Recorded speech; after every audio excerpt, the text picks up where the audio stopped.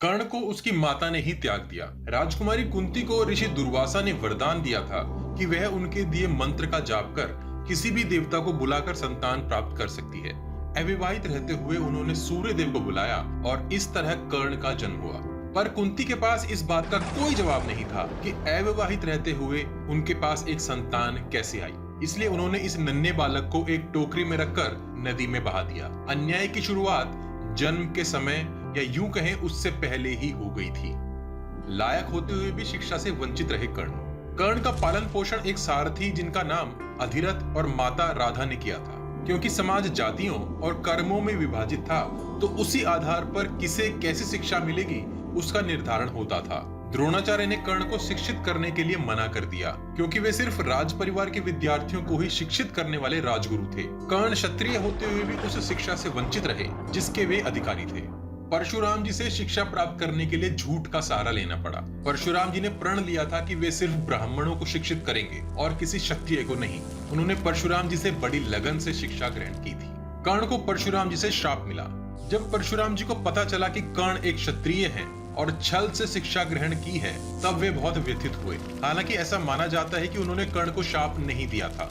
श्री कृष्ण ने कहा था कि कर्ण हमेशा ही अपनी तुलना अर्जुन से करते थे। इस वजह से उनकी शिक्षा में सात्विकता का भाव न होकर ईर्ष्या का भाव था। ऐसी शिक्षा अक्सर समय पर धोखा दे जाती है और हुआ भी ऐसा ही। कर्ण ने खुद अपनी शिक्षा को अर्जुन से तुलना करके शाप में बदल दिया। परशुराम जी ने उन्हें चेतावनी दी थी कि धोखे से ली गई शिक्षा किसी काम नहीं आती। उसके बाद उन्होंने कभी किसी को शिक्षित नहीं किया। प्रतिस्पर्धा में लज्जित होना पड़ा। शिक्षा पूरी होने के बाद कौरव और पांडव सबके सामने अपनी शिक्षा का प्रदर्शन कर रहे थे। तब कर्ण ने वहां आकर अपनी विद्या का प्रदर्शन भी किया। कर्ण के सामने सब फीके साबित हुए। तब द्रोणाचार्य ने उन्हें वहां से यह कहते हुए जाने को कहा कि वे क्षत्रिय नहीं हैं और उन्होंने छल से यह सब अस्त्र प्राप्त किए हैं।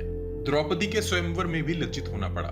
स्वयंवर में अर्जुन से पहले कर्ण ने मछली की आंख में तीर मारा था। प्रथम विजेता कर्ण था, परंतु द्रौपदी ने भरे दरबार में कर्ण को अपनाने से मना कर दिया। उसका कारण भी वही बना, सूत पुत्र का होना। कर्ण बिना कुछ कहे बस अपनी योग्यता साबित करके वहां से चले गए। एक ब्राह्मण का शाप। कर्ण एक बार अपनी धनुर्विद्या का अभ्यास कर रहे थे, तब गलती से उनके बाण से एक गाय की हत्या हो गई। वह गाय एक ब्राह्मण की थी जो गौ हत्या पर आग बबूला हो गई। उन्होंने कर्ण को बिना सोचे शाप देते हुए कहा, जिस तरह तूने इस असहाय गाय को मारा है, तेरी मृत्यु भी तब होगी जब तू बिल्कुल असहाय होगा। धरती माता का शाप। एक छोटी बच्ची का घी धरती पर गिर जाता है और वह रोने लगती है। तब कर्ण अपनी मंत्र शक्ति से धरती से उस घी को वापस प्राप्त करता है। उस मंत्र शक्ति से धरती माता को अत्यंत दर्द की अनुभूति होती है। तब धरती माता उसे सलाह और शाप दोनों देती है। किसी एक की सहायता करने के लिए किसी दूसरे को कष्ट देना नहीं चाहिए। जब तुझे मेरी अर्थात धरती की जरूरत सबसे ज्यादा होगी, तब मैं तेरा त्याग कर दूंगी। बलशाली कर्ण के लाख प्रयास के बाद भी रथ का पहिया बाहर नहीं निकलता।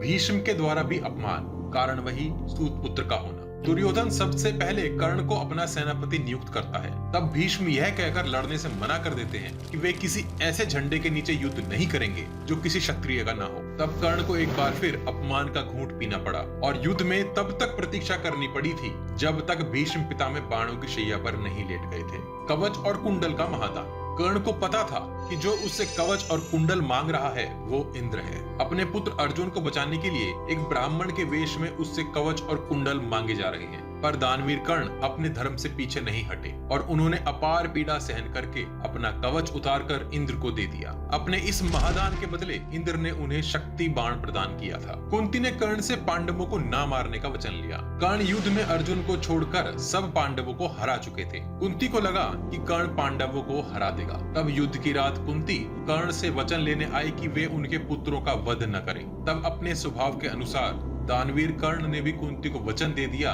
कि उनके 5 पुत्र सदैव जीवित रहेंगे। तब कुंती और कर्ण दोनों को पता था कि वे माता और पुत्र हैं। सभी शापों का एक साथ फलित होना। जितने भी शाप कर्ण को मिले थे वे सब एक साथ ही फलित हो गए।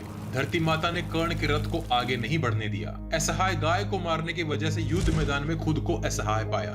गुरु के दिए समस्त अस्त्र काम नहीं आए। अंततः युद्ध के नियम को भी अर्जुन ने इसलिए तोड़ दिया क्योंकि अनीतिकर अभिमन्यु वध में कर्ण भी शामिल था और अंजलि का अस्त्र से कर्ण का वध कर दिया। अपने पूरे जीवन में कर्ण को उपहास, शर्मिंदा और अपमान से गुजरना पड़ा। न सिर्फ दूसरों ने बल्कि उसके अपनों ने उसके साथ अन्याय किया। समय और नियति ने भी कर्ण का परिहास किया। इतने अन्याय के होते हुए भी कर्ण ने कभी लड़ना नहीं छोड़ा।